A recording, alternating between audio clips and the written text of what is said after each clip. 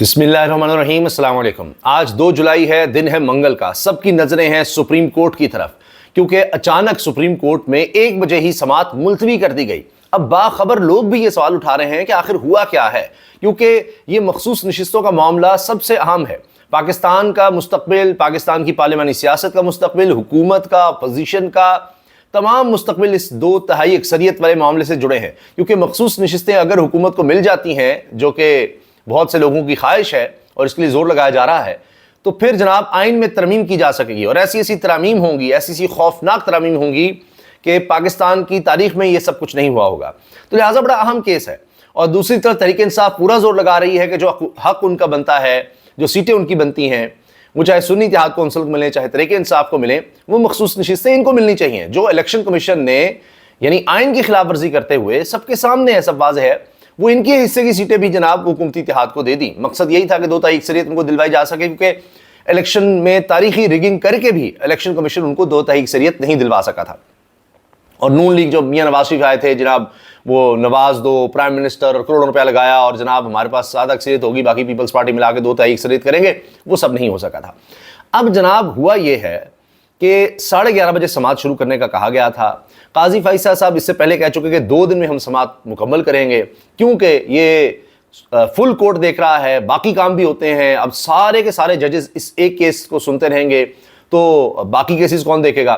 और काजी फैसल साहब जब से चीफ जस्टिस बने हैं तो वैसे ही इंसाफ आपने देखा कि उसका किसी तरह कत्ल हो रहा है मुल्क में, अहम तरीन केसेस में सब नजर आ रहा है। लेकिन वैसे भी पेंडेंसी बढ़ती चली जा रही है, यानी केसेस की तादाद बढ़ती चली जा रही है।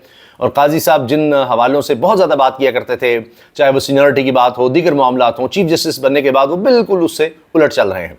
खैर, अब बात यह है कि ये 1 हफ्ते के लिए समाअत मुलतवी कर दी और ख़ुद काजी फैसल साहब ने कल कहा था कि जी 1:30 बजे तक हम समाअत करेंगे, लेकिन फिर अचानक 1 बजे मुलतवी कर दी, जबकि तकरीबन तमाम आर्गूमेंट्स मुकम्मल हो चुके थे। शायद कुछ 1-2 वकीला ने कहा जी मैं 15 मिनट में, किसी ने कहा 20 मिनट में बात मुकम्मल कर लूंगा। तो 1:30 बजे तक वक्त था और बात मुकम्मल हो सकती थी। लेकिन काजी फैसल साहब ने 1 बजे ही, खुद 1:30 बजे का कह के फिर 1 बजे ही समाअत मुलतवी कर दी, और वो भी पूरे 1 हफ्ते के लिए। 9 जुलाई को अब मामला चला गया है, 9 जुलाई को। आप अंदाजा लगाइए तो क्या वजह है। इससे पहले हम आपको ये बात बता चुके हैं कि काजी फैसल साहब जो है इस मामले को छुट्टियों के बाद लेकर आए, पीर तक लेकर आए, क्योंकि जजेस नहीं मान रहे थे। जो ज्यादा तादाद जजेस की है, मेजॉरिटी है, काजी साहब उनको अपना हम ख्याल नहीं बना पाए। और अब उन्होंने 1 हफ्ते का वक्त ले लिया है कि शायद इसमें वो कुछ कर सके।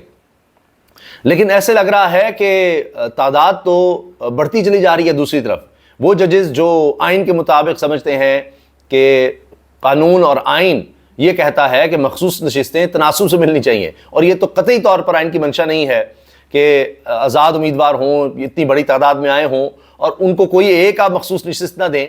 और जिस तरह जस्टिस हसन रिजवी साहब ने कहा कि जी एक कोई सीट नहीं जीती जमात, उसको 2 मखसूस नशिस्तें दे दी, एक 2 जीती उसको भी 2 दे दी, एक 5 जीती उसको 7 मखसूस नशिस्तें दे दी। तो ये क्या हो रहा है। तो लिहाजा इलेक्शन कमीशन भी पकड़ा गया, और खासतौर पर आज तो अटॉर्नी जनरल बड़ी बुरी तरह फंस गए जब उनसे ये सवाल हुआ कि पार्लिमानी पार्टी है या नहीं सुन्नी इत्तेहाद कौंसिल का। जी मुझे नहीं पता। उन्होंने कहा नोटिफिकेशन है। इलेक्शन कमीशन खुद और सुन्नी इत्तेहाद कौंसिल के वकील फैसल सिद्दीकी साहब ने 2 नोटिफिकेशन पेश कर दिए। एक, ज़रताज गुल साहिबा को पार्लिमानी लीडर मुकर्रर करना, ये इलेक्शन कमीशन कौमी असम्बली की तरफ से ये कहा जा रहा है और इलेक्शन कमीशन के कहने के मुताबिक है। तो पार्लिमानी लीडर कैसे होगी अगर पार्लिमानी कोई पार्टी नहीं है। दूसरा, सुन्नी इत्तेहाद कौंसिल को खुद इलेक्शन कमीशन ने पार्लिमानी पार्टी डिक्लेयर किया है। तो यहां ये सब फंस गए हैं। लेकिन अब क्या 1 हफ्ते में काजी साहब लोगों को मना सकेंगे। इससे पहले आपको याद है ट्रियान वाइट केस, जहां से ये सारा मामला शुरू हुआ था, जजेस को धमकाने का, 6 जजेस के खत का मामला। उसमें यह हुआ था कि ट्रियान वाइट केस में 2 जजेस ने फैसला दे दिया था, लेकिन फिर उन पर दबाव आना शुरू हो गया, प्रेशर आना शुरू हो गया कि नहीं, आपने इमरान खान के खिलाफ इस केस में फैसला देना है, इस दरखास्त को आपने खारिज नहीं करना। तो उन्होंने फिर ज़ाहिर है दबाव आता रहा, उन्होंने कहा जी ये फैसला अब अपलोड किया जाए, ताकि हम कहेंगे जब तो फैसला आ गया जान छूटे। लेकिन chief justice Islamabad high court, जिनको अभी भी सुप्रीम कोर्ट नहीं ले जाया गया, ना ले जाया जा रहा है, तो उनके खिलाफ तो अब लोग कह रहे हैं मिसकंडक्ट बनता है, क्योंकि इसी केस में जजेस ने लिख कर दे दिया है, फैसले में लिख दिया है کہ انہوں نے غلط طریقے سے جناب وہ جو تھا بینچ وہی تحلیل کر دیا. تو خیر وہ 2 ججز نے اپلوڈ کروا دیا تھا فیصلہ اور جسٹس عامر فاروق نے وہ فیصلہ اتروا دیا تھا. میں مقصد عرض کرنے کا یہ ہے کہ ٹائم لیا جاتا ہے بعض اوقات کہ ججز پر دباؤ ڈالا جا سکے, اور یہ وقت مل گیا ہے. ورنہ جو بڑے زبردست لوگ ہیں وہ یہ بات واضح طور پر کہہ چکے ہیں کہ قاضی صاحب تو اسی دن 25 جون کو ہی فیصلہ سنا دیتے اگر ان کے پاس میجورٹی ہوتی, لیکن وہ نہیں بن رہی ان کے پاس میجورٹی. تحریک انصاف کے خلاف حکومت کے حق میں فیصلہ دینے کے لیے یا آئین کی خلاف ورزی کرنے کے لیے, یا یہ کہیں کہ آئین جو دوسری طرف ججز سمجھ رہے ہیں اس کے لحاظ سے آپ دیکھیں وہ سمجھتے ہیں مخصوص نشستیں نہیں مل سکتی اس طرح اتحادیوں کو, آئین میں جو تناسب ہے اس سے بڑھ کر کیسے دیا جا سکتا ہے. تو یہ سب باتیں نظر آ رہی ہیں, اور اسی وجہ سے پھر قاضی صاحب نے 1 ہفتے کا وقت دیا ہے. تو اب دیکھتے ہیں کہ 1 ہفتے میں بھی کیا ہوتا ہے, لیکن اس کا الٹا اثر بھی ہو سکتا ہے کہ دوسرے ججز سمجھیں گے بھائی آپ یہ چیز ہمیں نہیں سمجھ آ رہی. لکھا جا رہا ہے کہ مخصوص نشستوں کے معاملے کے بعد قاضی صاحب کو ایکسٹینشن دینی ہے اور ان کی مدت ملازمت بڑھانی ہے, اور وہ تبھی ہو سکتا ہے جب آئین میں ترمیم کے لیے مزید 2 تہائی اکثریت چاہیے ان کو. تو وہ تو ملتی نظر اب نہیں آ رہی, یہ لوگ اب کہنے لگ گئے ہیں. اس کے علاوہ جناب منصور علی شاہ صاحب نے آج کمال کیا, منیب اختر صاحب نے بھی, عائشہ ملک صاحبہ نے بھی, کیونکہ منصور علی شاہ صاحب نے کہا کہ اگر ہم نے مکمل انصاف نہیں کرنا, کہ جس کا جو حق ہے ہم نے اس کو نہیں دلوانا, تو پھر ہمارے پاس آئین میں جو اختیار ہے کہ مکمل انصاف کیا جائے پھر اس کا فائدہ ہی کیا ہے. جسٹس اطہر من اللہ صاحب نے بھی بڑے واضح طور پر اٹارنی جنرل کو کہا کہ آپ ہم سے یہ چاہتے ہیں, اٹارنی جنرل صاحب جو حکومت کے نمائندے ہیں, کہ الیکشن کمیشن نے غلط تشریح کی اور ہم اس کو انڈورس کر دیں, مان جائیں کہ سپریم کورٹ کا فیصلہ بلہ چھیننے کا, اور اس کی تشریح یہ کر دی کہ جی یہ تو پارٹی ہی نہیں ہے, اور اب ہم اس کو مان بھی جائیں کہ ہاں جی الیکشن کمیشن نے ٹھیک کیا. یہ آپ چاہتے ہیں ہم سے, یہاں پر بھی کوئی جواب نہیں ہے. اور منیب اختر صاحب نے تو قاضی فیصل صاحب کو قانون پڑھا دیا آج سب کے سامنے, کیونکہ جو نوٹیفیکیشن تھے قاضی صاحب کہنے لگے جو الیکشن کمیشن نوٹیفیکیشن ہے جس میں سنی اتحاد کونسل کو بھی پارٹی مان لیا ہے, زرداج گل صاحبہ کو پارلیمنٹ لیڈر مان لیا ہے, تو جو پارلیمانی پارٹی مانا ہوا ہے تو پھر مخصوص نشستیں کیوں نہیں دے رہے. تو یہ نوٹیفیکیشن جو ہیں ان کے بارے میں آپ کیا کہیں گے؟ تو اس پر اٹارنی جنرل کبھی آئیں بائیں شائیں, بعد میں جواب دوں گا. تو قاضی فیصل صاحب نے ان کو ریسکیو کیا اور کہا کہ نہیں اس سے کیا فرق پڑتا ہے, کوئی جماعت پارلیمنٹ لیڈر کہے, نوٹیفیکیشن کی کیا حیثیت ہے الیکشن کمیشن کی. تو پھر جسٹس منیب اختر صاحب نے قانون پڑھایا کہ جی یہ نوٹیفیکیشن ہے, یہ کوئی عام چیز نہیں ہے. جس طرح منصور علی شاہ صاحب نے کہا ہمارے پاس کوئی پٹواری نے کسی کو زمین ادھر ادھر کر دی, اس کا کیس نہیں ہے. اس میں پاکستان کا آئین انوالو ہے, اس میں پارلیمانی سیاست انوالو ہے, اس میں پارلیمنٹ انوالو ہے. یعنی اس سے پورے پاکستان کا مستقبل آپ سوچیے 2 تہائی اکثریت ان کو مل جائے تو ڈکٹیٹر سے بھی پہلے ہی برے ہیں, تو 2 تہائی اکثریت کے بعد یہ آئین کا کیا حلیہ بگاڑیں گے, کیا کچھ کر جائیں گے. اپنی سیاست انہوں نے پہلے ہی دفن کر لی ہے, تو پھر کیا ہوگا. اچھا ایک بہت اہم بات جو میں بھول رہا تھا, مجھے شروع میں ضرور کرنی چاہیے تھی, کہ یہ تو سپریم کورٹ میں جو کچھ ہوا وہ ہوا, سپریم کورٹ سے باہر دیکھیے کیا ہو گیا ہے. وہاں تو چھکے چھوٹ گئے ہیں. بابر ستار صاحب نے آڈیو لیکس کے معاملے میں جو کچھ کیا ہے, جو کچھ منگوا لیا ہے ایک چیز اور بیان حلفی کے ساتھ, اور وہ توہین عدالت کی کارروائی کا کہہ رہے ہیں پی ٹی اے کے چیئرمین جو کہ میجر جنرل ریٹائرڈ ہیں ان کے خلاف اور ممبران کے خلاف, وہ الگ ہے. اچھا جسٹس بابر ستار صاحب جب اس طرح کے کیسز دیکھ رہے تھے, اور شاید بلکہ یہی کہا جاتا ہے کہ اسی کیس کی وجہ سے ان کی فیملی کا ڈیٹا جو لیک ہوا اس پر توہین عدالت کی کارروائی چل رہی ہے, 3 رکنی لارجر بینچ کر رہا ہے, اس میں تو ایک اور کام ہو گیا ہے. اور وہ اب اس میں ظاہر بابر ستار صاحب کا معاملہ ہے, 3 دیگر ججز دیکھ رہے ہیں. اس میں ہوا یہ ہے کہ جسٹس بابر ستار اور ان کی فیملی کا ذاتی ڈیٹا کیس, جو ڈیٹا لیک کیس میں اسلام آباد ہائی کورٹ نے توہین عدالت کیس میں بہت بڑا قدم اٹھایا ہے. وزارت خارجہ کے ذریعے رجسٹرار ہائی کورٹ کا لارجر بینچ کی ہدایت پر سماجی رابطے کی ویب سائٹ ایکس کے چیف لیگل آفیسر کو اہم خط, یعنی ٹویٹر کے لیگل آفیسر کو اہم خط میں ایکس سے پاکستانی تحقیقاتی اداروں کو متعلقہ معلومات فراہم کی درخواست. ایکس اگر اپنا نمائندہ ہائی کورٹ کے سامنے بھیجنا چاہے تو بھیج سکتا ہے, اگر نمائندہ بھیجتے ہیں تو خوشائند ہوگا. خط میں کہا گیا ہے کہ ہائی کورٹ جج جسٹس بابر ستار اور ان کی فیملی کا ذاتی ڈیٹا ایکس پر لیک ہوا. ایکس ڈیٹا لیک کرنے والے اکاؤنٹ کی شناخت میں معاونت کریں. اگر منظم مہم تھی تو اس کے لنکس کے حوالے سے بھی ایکس معاونت کرے. ایکس کی جانب سے یو کے اور بھارتی حکومتوں کو اس سے قبل معاونت دینے کا حوالہ بھی خط کا حصہ ہے کہ آپ ان ممالک کو معاونت دے چکے ہیں. ہائی کورٹ رجسٹرار کی جانب سے کہا گیا ہے وزارت خارجہ اور امریکہ میں پاکستانی ہائی کمیشن خط کی سروس کرا کر رپورٹ جمع کرائیں. پاکستان کے تحقیقاتی اداروں کی جانب سے نشاندہی کیے گئے اکاؤنٹس کی تفصیلات بھی خط سے منسلک ہیں. اور اب آپ دیکھیں ان کا بنیادی طور پر یہ لوگ تھے اس میں ملوث تھے, ان کا مزید پورا پیچھے تک مانگ لیا گیا سارا معاملہ. تو یہ اب اسلام آباد ہائی کورٹ کے جسٹس عامر فاروق چیف جسٹس کے علاوہ سارے ججز جو ہیں وہ ڈٹ گئے ہوئے ہیں. اور اب یہ سپریم کورٹ میں بھی ہوتا نظر آ رہا ہے, تعداد وہاں بھی زیادہ بڑھتی چلی جا رہی ججز کی, اور یہاں تو وہ اب تہ تک پہنچنا چاہ رہے ہیں. جو اس میں ملوث ہے لگتا ہے کہ وہاں تک پہنچ کے ہی اب ہائی کورٹ دم لے گی. اور اس میں آپ کو پتا ہے صحافی نما ٹاؤٹ یا ٹاؤٹ نما صحافی جو بھی آپ کہیں وہ بھی اس میں ہیں, بہت سے اس میں بڑے بڑے لوگ ملوث ہیں. تو سارے پکڑے جائیں گے. یہ کیا کرتے ہیں کہ ان کو کس طرح سے کام دیا جاتا ہے اور وہ اس کو جناب بالکل سر جھکا کر رہتے ہیں, ہاں جی سر ہم حاضر ہیں. دوبارہ سپریم کورٹ کی بات کریں تو جسٹس محمد علی مظہر نے اٹارنی جنرل کے تمام دلائل کو اڑا کر رکھ دیا. جو بات آپ کہہ رہے ہیں آزاد امیدواروں کو نکال کر مخصوص نشستیں سیاسی جماعتوں میں تقسیم کر دی جائیں, اس کی آئین میں گنجائش ہی نہیں. جسٹس محمد علی نے کہا جی اس کی کوئی گنجائش نہیں ہے, چلے نکلیں. جسٹس منیب اختر نے جو بڑے اہم ریمارکس دیے ان میں کہا الیکشن کمیشن نے سنگین غلطیاں کی ہیں. الیکشن کمیشن نے اپنی مرضی سے غلط آئین کی تشریح کی ہے, سپریم کورٹ کے فیصلوں کی غلط تشریح کی ہے. یہ ہماری ذمہ داری نہیں کہ سپریم کورٹ الیکشن کمیشن کی سنگین غلطیوں کو دور کرے.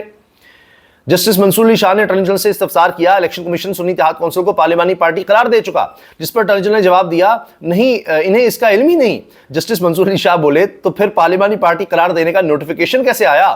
وہ نوٹیفیکیشن سنی اتحاد کونسل نے ریکارڈ پر رکھا ہے. اٹارنی جنرل بولے جواب الجواب دلائل میں سنی اتحاد کونسل کے وکیل خود بتا دیں گے. اس پر آ ہی نہیں رہے کہ بھائی وہ تو پارلیمانی پارٹی ہے, کیونکہ کہتے ہیں جی دیکھیں یہ سیٹیں خالی نہیں رہ سکتی, کسی کو ملنی ہے, اور یہ جماعتیں ہی نہیں ہیں. سنی اتحاد کونسل, تحریک انصاف, یہ تو جماعت ہی نہیں ہے. تو بس یہ جو ساری سیٹیں ہم نے پوری کرنی ہیں اور ساری سیٹیں انہی جماعتوں کو مل جائیں گی جو ملی ہوئی ہیں الیکشن کمیشن نے. تو وہ الیکشن کمیشن نے غلط تشریح کی, اس کے ساتھ بھی کھڑے ہیں.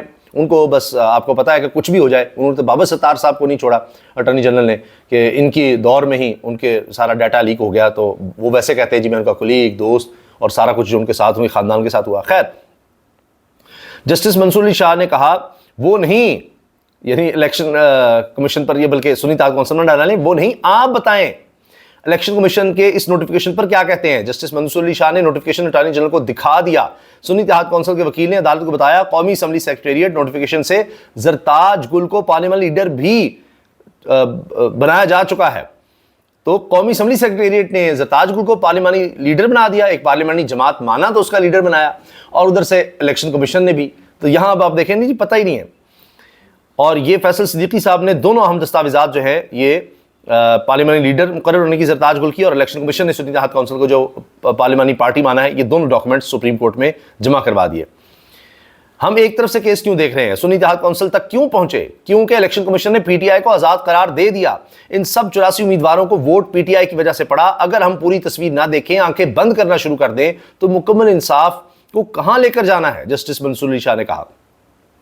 جسٹس اطہر من اللہ اور منصور علی شاہ کے اہم ترین ریمارکس. ایک چیز کلیئر ہے کہ سپریم کورٹ کے فیصلے کی غلط تشریح کر کے آئین کی خلاف ورزی کی گئی. جسٹس اطہر من اللہ, یہ قومی الیکشن کا مسئلہ ہے, لاکھوں لوگوں نے ووٹ دیا, ہم آنکھیں بند نہیں کر سکتے. جسٹس منصور علی شاہ. اور سنی اتحاد کونسل ضمنی انتخابات جیت کر آرٹیکل 263(2) کے تحت پارلیمانی پارٹی بن چکی. آزاد ارکان کو سنی اتحاد کونسل کا حصہ ماننے کے نوٹیفیکیشن کی کیا حیثیت ہے؟ جسٹس منصور علی شاہ. کیا ہم انہیں نوٹیفیکیشن بھی کہیں گے؟ یہ صرف کسی کو لکھے گئے خط ہیں؟ چیف جسٹس نے کہا نہیں یہ تو خط ہے, یہ نوٹیفیکیشن نہیں ہے.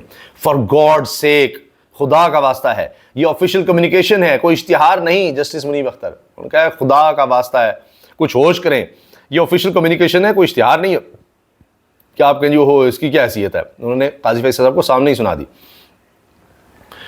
ہم سب انصاف چاہتے ہیں. آپ سپریم کورٹ کے تمام فیصلے پڑھیں, انہوں نے نظریہ ضرورت کو جنم دیا. انصاف کے اصولوں پر پاکستان ایک بار آئین کے راستے پر چلنے دے, چیف جسٹس قاضی فیصل نے کہا.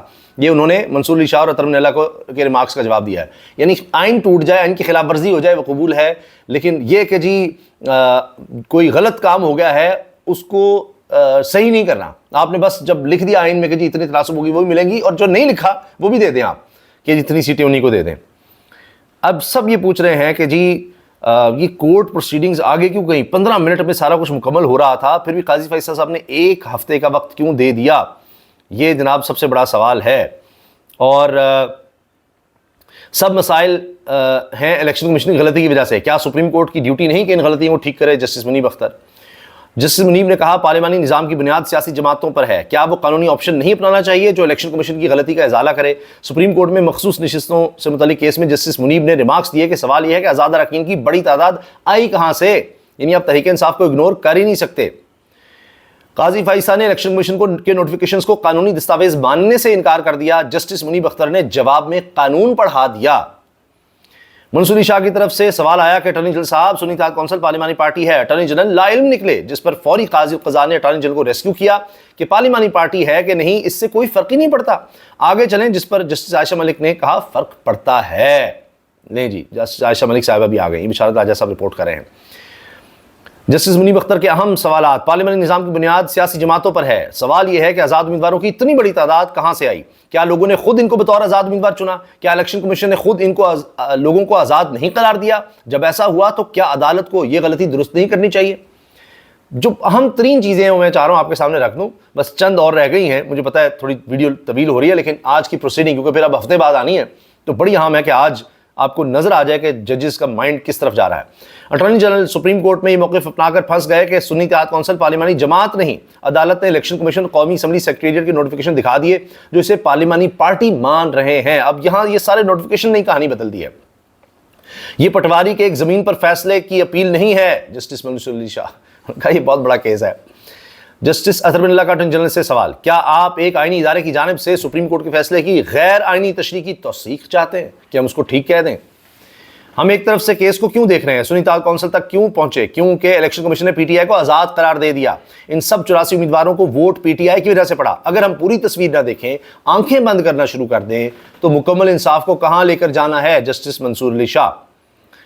جسٹس قاضی فائزہ صاحب ایک بار پھر جسٹس عائشہ ملک سے الجھ پڑے۔